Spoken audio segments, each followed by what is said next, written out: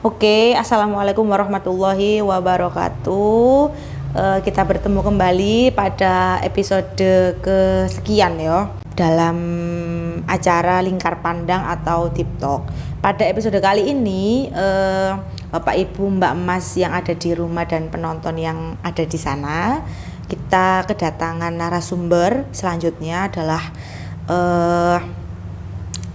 Bunda Lia. Jadi Bunda Lia, gimana kabarnya Bunda Lia?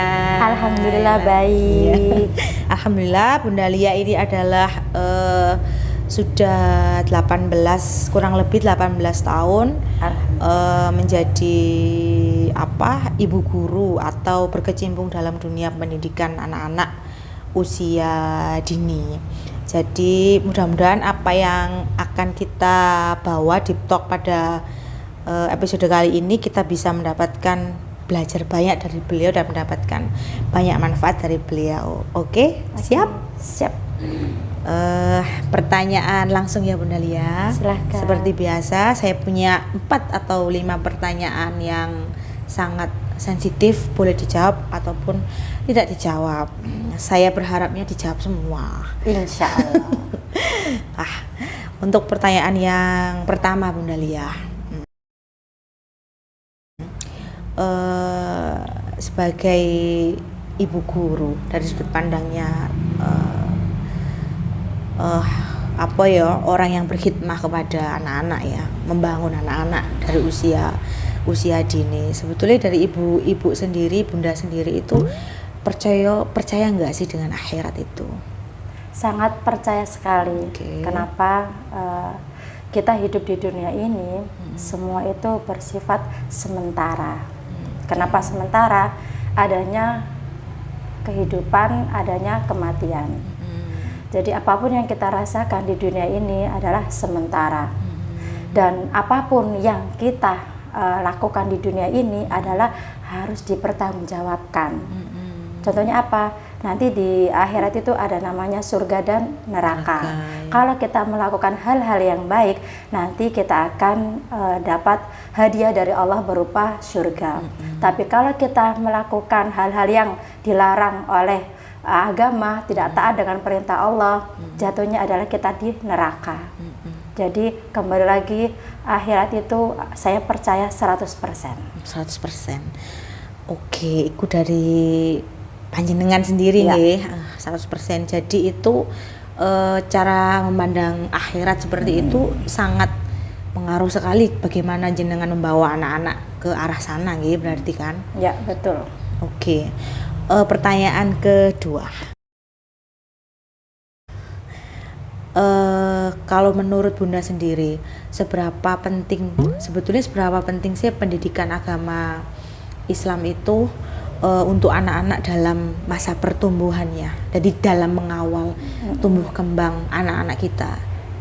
Ya, sangat penting sekali. Kenapa? Karena begini, kalau kita mengawali kehidupan anak usia dini dengan kita membiasakan mengenalkan ketuhanan, insya Allah kedepannya anak itu akan kuat mental. Kenapa kuat mental? Ibarat seperti ini, kita hidup di dunia mempercayakan kepada anak bahwa apapun kita alami di dunia ini ada sang penciptanya, yaitu Allah. Jadi kalau kita benar-benar memfokuskan ke situ, anak itu akan kuat mentalnya, tidak gampang rapuh. Karena apa? Kekuatannya itu ada percaya dengan adanya Allah. Contohnya, semisal ketika anak itu tumbuh dewasa, itu anak tidak akan mudah depresi kalau kita membiasakan atau kita mengenalkan dengan adanya itu tadi Allah di dalam hati anak tersebut. Dia akan fokus sudut pandangnya kepada Allah. Tapi jika kalau pendidikan itu lebih ke arah pendidikannya saja, tidak diimbangi dengan agama, jatuhnya anak itu akan mudah depresi, tidak kuat dalam mentalnya. Gampang mungkin tadi terpengaruh dengan pergaulan yang buruk dan tidak bisa memilah-milih mana yang baik dan benar. Jadi pada dasarnya pendidikan agama sangat dibutuhkan oleh anak-anak, terlebih pada saat ini. Istilahnya kan zaman akhir ya, jadi sangat dibutuhkan sekali. Oke, maaf Bunda ya, tak potong. Ada pernah mengalami apa cerita, kisah atau kasus mungkin anak-anak Bunda, maksudnya anak-anak murid mungkin yang Bunda tangani selama 18 tahun sejauh ini? Ya, karena saya basicnya adalah usia dini ya. Usia dini jadi, mungkin pengaruh orang tua yang lebih backgroundnya tidak fokus ke itu ya. Jadi begini, kalau orang tua itu lebih tepatnya fokus ke arah akademiknya saja, ke akademiknya saja, lebih strength ke arah sana, jatuhnya anak itu lebih ke arah ambisi untuk memperoleh prestasi itu. Aku harus bisa, sehingga kalau tidak tercapai itu tadi, dia anak tersebut akan merasa kecewa, akan merasa putus asa, ujung-ujungnya dia tidak akan bahagia hidupnya. Kalau si anak itu tadi dibiasakan dengan itu tadi, apapun yang terjadi itu atas izin Allah, pokoknya kita ikhtiar saja, ya, ikhtiar dulu, nanti hasilnya nanti Allah yang menentukan. Itu balance, enak sekali. Anak itu akan hidup bahagia walaupun istilahnya dia tidak sesuai dengan ekspektasi, dia tidak sesuai dengan apa yang dia walaupun dia tidak sesuai dengan apa yang dia targetkan, dia legowo karena oh ya sudah, karena ini memang belum rezeki saya. Seperti itu. Jadi lebih tepatnya hidup lebih bahagia kalau kita mengenalkan tentang pendidikan agama sejak dini. Sejak dini, oke. Kalau misalnya Bunda pernah nggak menemui, misalnya iku telat deku lagi istilahku apa ya? Dari kecil iku akademik terus. Pernah ngalami nggak? Maksudnya pernah menemui murid atau orang tua murid yang seperti itu Kak? Jadi kemudian ketika dia usia sudah remaja, ngurus remaja, jadi arek sing gak karu-karuan mungkin? Ya, pernah. Saat itu saya pernah mendapati wali murid yang fokus ke arah akademiknya saja. Mulai dari sejak kecil diikutkan les berbagai macam bidang, berbagai macam akademik ya, mulai dari baca, tulis dan berhitung. Di situ anak lebih terkekeh, istilahnya lebih fokus mengejar calistungnya, sehingga mengabaikan dengan namanya bermain. Oh, kebutuhan anak ya. Sebenarnya kan kebutuhan anak itu kan gerak, bermain, kemudian dia mengeksplorasi. Betul sekali. Sedangkan orang tua sendiri tadi itu lebih fokus, ayo kamu harus bisa baca, hitung, seperti itu, mengejar ke arah pendidikan berikutnya.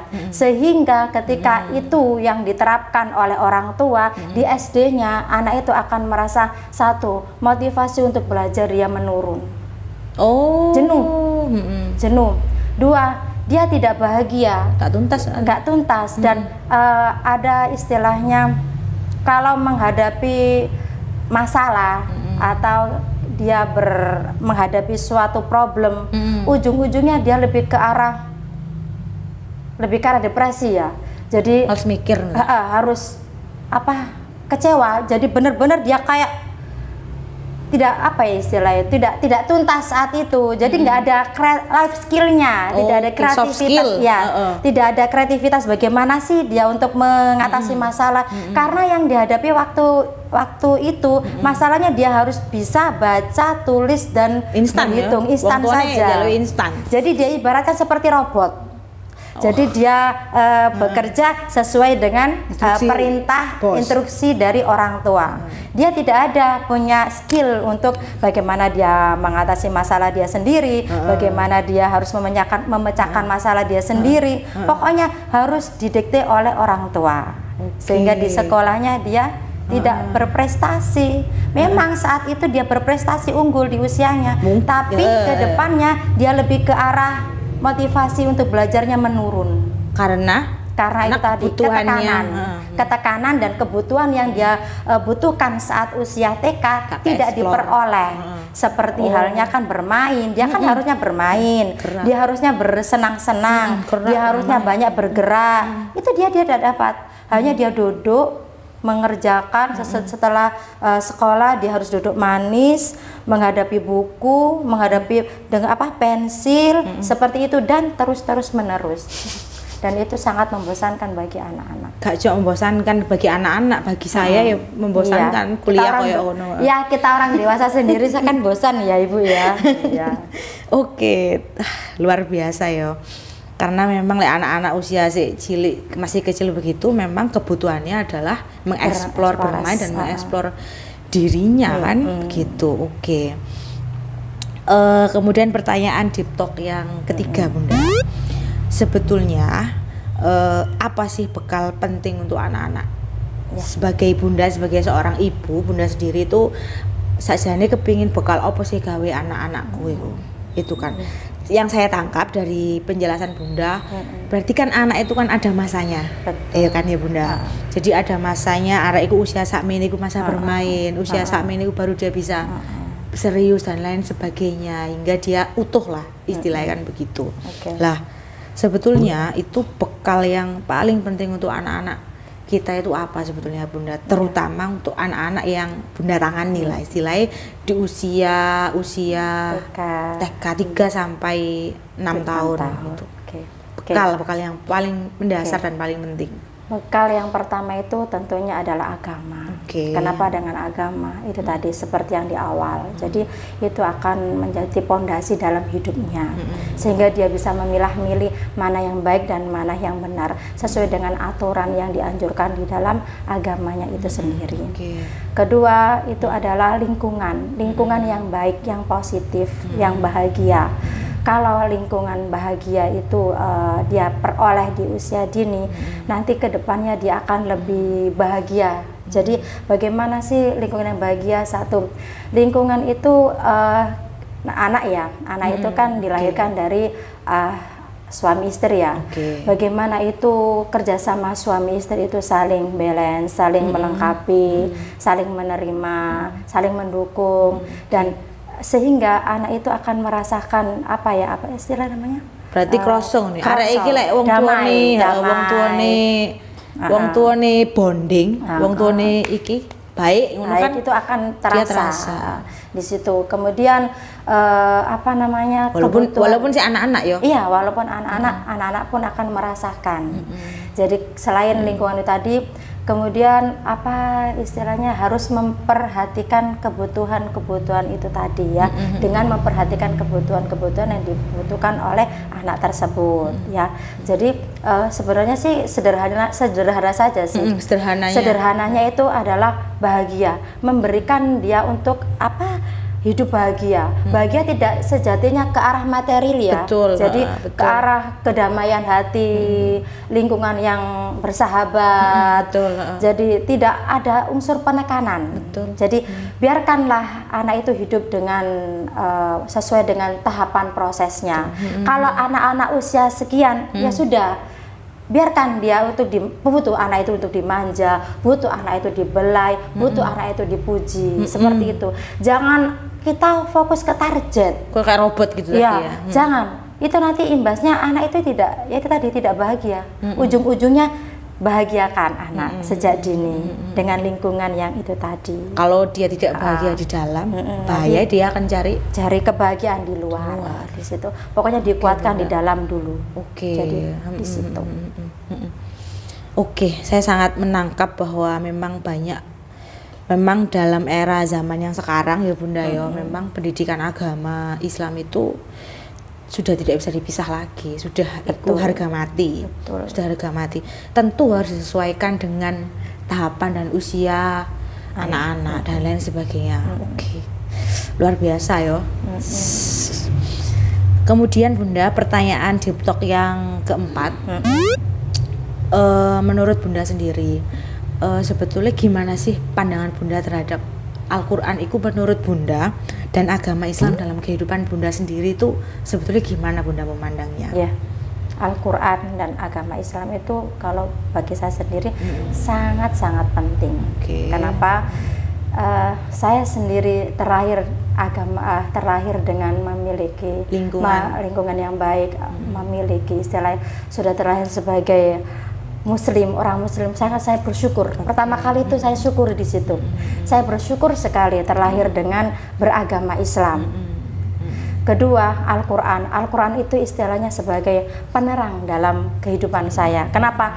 Di saat ini bukan saya sendiri ya, ke anak-anak sendiri ya. Kalau kita mengenalkan Al-Quran itu kepada anak-anak ya sejak dini terutama itu Al-Quran itu sebenarnya itu penerang dalam kehidupan. Kenapa? Ketika anak itu merasa sedih, ketika kita merasa sedih, kita merasa susah, kembali lagi kalau kita dengan membaca Al-Quran itu tadi akan merasakan kenikmatan, ketenangan, kedamaian. Sebenarnya di dalam Al-Quran itu sendiri nggak perlu kita harus healing, nggak perlu kita harus berfoya-foya ke sana kemari. Sebenarnya sederhana sekali di dalam Al-Quran itu saja. Di dalam Al-Quran itu saja kalau kita baca dengan istiqomah, dengan hikmat, itu nanti akan terasa di dalam hati kita. Di situ. Jadi agama Islam dan Al-Quran itu sangat penting bagi saya pribadi. Insya Allah kalau kita orang Muslim tentunya semua ya yang dibutuhkan itu sangat penting sekali, sangat berkaitan. Sangat berkaitan, terutama kepada mengawal tumbuh kembang anak-anak kita sejak usia dini. Usia dini itu tadi sebagai bentuk ikhtiar ya Bunda ya. Saya sangat mendapatkan apa ya Bunda Lia, input yang sangat positif terhadap diri saya pribadi khususnya. Pertanyaan terakhir Bunda Lia, deep talk yang terakhir, pandangan Bunda Lia sendiri terhadap anak-anak yang sedang menghafal Quran di usia yang masih dini atau mungkin di usia balita, ada orang tua yang sudah memproses anak-anaknya dan lain sebagainya, itu buat Bunda Lia sendiri itu bagaimana? Itu nggak apa-apa sih, bagus sekali, sangat-sangat bagus. Saya sangat setuju ke arah situ. Maksud saya aku ada input sesuai usia gitu Bunda. Untuk usianya sendiri itu begini, kalau kembali ke usia TK ya, untuk mengenalkan tahfidz sendiri itu sebenarnya itu dengan pembiasaan. Betul sekali. Pembiasaan saja, nggak perlu dengan istilah harus target seperti ini. Karena dengan target itu sebenarnya target itu adalah orang tua, bukan anak-anak. Jadi anak-anak itu lebih ke arah pembiasaan. Kalau kita ingin mentargetkan, katakanlah mentargetkan anak ini satu hari bisa mengenal surat An-Nas ayat pertama, udah pembiasaan aja. Besoknya ayat kedua, besoknya ayat ketiga. Jadi pembiasaan, rutinitas, istiqomah di situ. Jadi nggak harus ada istilah target dikekeh di jam khusus yang harus di drill itu sangat, kalau saya pribadi ya sangat itu sekali ya, sangat menyiksa ruang gerak anak. Karena apa? Anak usia TK itu tadi kembali lagi ya, anak untuk eksplorasi. Kalau seringnya dia untuk penyetrengan, untuk hafalan dan terus menerus dan mengabaikan bermain itu tadi, ujung-ujungnya dia tidak akan berkembang sesuai dengan tahapannya. Ada fase-fase yang dia tidak lalui, sehingga nanti jatuhnya fase yang harusnya di usia SD dia akan baru merasakan itu tadi, fase yang lambat istilahnya. Seperti itu. Mungkin orang tua gak banyak tahu ya Bunda. Itu tadi dengan orang, sebenarnya gini ya, kita menjadi orang tua itu kan tidak ada sekolahnya ya, tapi perlunya kita upgrade diri, harus mau belajar, sharing. Kan apalagi kita di era sekarang ya, ada HP pintar istilahnya. Di situ gampang sekali kita upgrade di situ, parenting kita cari di situ. Jadi kembali lagi ya, anak itu tidak sesuai dengan apa yang kita. Anak sekarang ya, anak sekarang itu beda dengan anak zaman dahulu. Anak sekarang itu adalah anak yang open minded. Betul. Jadi kita yang harus tahu kebutuhannya anak itu, dan kita harus mengikuti ke apa istilah perkembangan anak itu. Kalau kita ikut tuh kita bisa kontrol. Kalau kita tahu apa yang sedang terjadi itu kita bisa kontrol. Menurut aku pribadi sih, saya pribadi ya ngono. Kayak ade sok ngontrol ngono lah, akhirnya arek-arek iku sok pantau ngono. Jadi jangan satu sudut. Jadi nggak apa-apa sih, ada baiknya untuk pendidikan nenek moyang kita dulu itu kita ambil baik-baiknya saja. Tapi kalau kita terapkan di era zaman sekarang, ya itu tadi kita harus pilih-pilih mana yang baik dan mana yang tidak baik di situnya. Kalau sekarang ini kan benar-benar open minded ya, kita harus ini terbuka dengan anak, harus banyak lebih ke arah komunikasi. Kalau kita biarkan anak itu dia cerdasnya, pintarnya dari HP saja, katakanlah ya anak usia SD ya, kita apalagi kan gadget itu sudah di tangan anak-anak banget Bunda, ya. TK wis pinter. Itu kalau kita biarkan saja tanpa ada komunikasi, bablas. Jadi kita harus pintar-pintar mantau, kita harus pintar-pintar komunikasi, dan komunikasi yang tepat itu adalah komunikasi saat waktu makan. Kenapa sedang rileks? Posisi rileks ya. Ini salah satu tips ya, ngobrol sampai anak. Ya, salah satu tips untuk membangun komunikasi dengan anak. Selain itu, waktu saat anak itu posisi mau tidur, kita ajak ngobrol. Kegiatan apa saja sih yang dia apa saja yang dia lakukan, perasaannya bagaimana hari ini. Itu komunikasi yang baik itu ya yang perlu kita terapkan di situ itu. Nanti dengan kita memupuk setiap hari seperti itu, insya Allah nanti ke depannya anak-anak itu akan lebih terbuka kepada kita. Sehingga sebenarnya itu yang dibutuhkan. Karena kalau anak-anak tidak terbuka kepada kita, takutnya anak itu akan lebih terbuka kepada lingkungan luar yang kita tidak tahu dan kita tidak bisa mengontrol mana itu apakah itu baik untuk anak kita dan apakah itu tidak baik untuk anak kita. Jadi kembali lagi keluarga itu yang lebih dibutuhkan. Utama. Kalau ininya dalamnya sudah betul kuat, maka insya Allah nanti di luar juga kita pasti bisa kontrol kuat juga. Itu ya Bunda ya. Ada tips dan trik apa enggak Bunda Lia untuk anak-anak usia dini yang ingin menghafalkan Al-Qur'an? Maksudnya ku kayak kombinasinya sing bagus dan kombinasinya ku kira-kira dari Bunda Lia sebagai pendidik yang sudah 18 tahun menangani anak-anak itu. Misalnya kalau anak duduk diam, itu paling lama dia kuat berapa? Kuatnya pirang menit sih? Arek di iya betul. Arek di apa namanya? Ditalaki lah bahasa ini gini. Ya, gini untuk duduk fokus manis ya. Untuk fokus anak itu usia sekian. Sebenarnya fokusnya anak itu menyesuaikan dengan usia. Kalau usia 1 tahun, fokusnya itu 1 menit istilahnya. Kalau usia 2 tahun, fokusnya 2 menit. Jadi fokus anak-anak sesuai dengan usia anak-anak. Jadi kalau kita mengajari anak itu untuk hafalan, kita sesuaikan dengan fokusnya anak itu tadi. Dan nanti untuk mengembalikan fokusnya anak itu tadi, kita imbangi dengan tadi gerak, dengan bermain. Pokoknya bagaimana pinter-pinternya kita mengelola manajemen kebutuhan anak ini tadi ya Bunda. Sesuai dengan apa yang kita butuhkan. Jadi jangan abaikan kebutuhan anak-anak itu. Walaupun nggak apa-apa sebenarnya anak digenjot untuk pinter hafalan itu bagus sekali. Tapi kita harus mendalami kebutuhan anak itu apa gitu. Usia sekian itu apa yang dibutuhkan. Betul seperti sekali. Itu.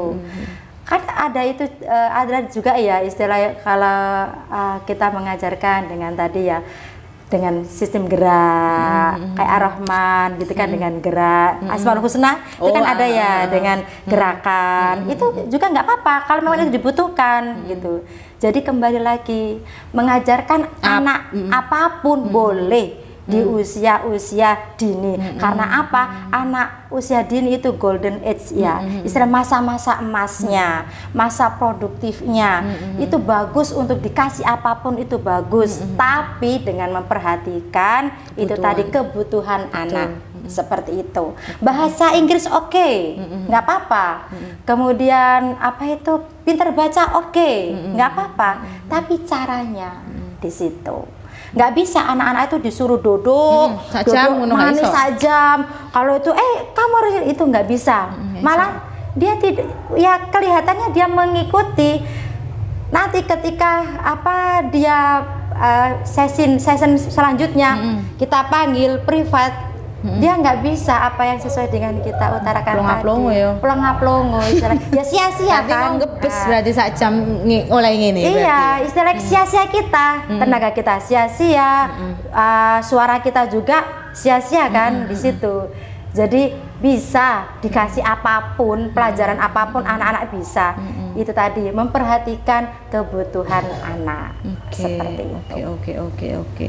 Oh, sangat luar biasa sekali ya para jamaah Bapak Ibu dari Bunda Lia.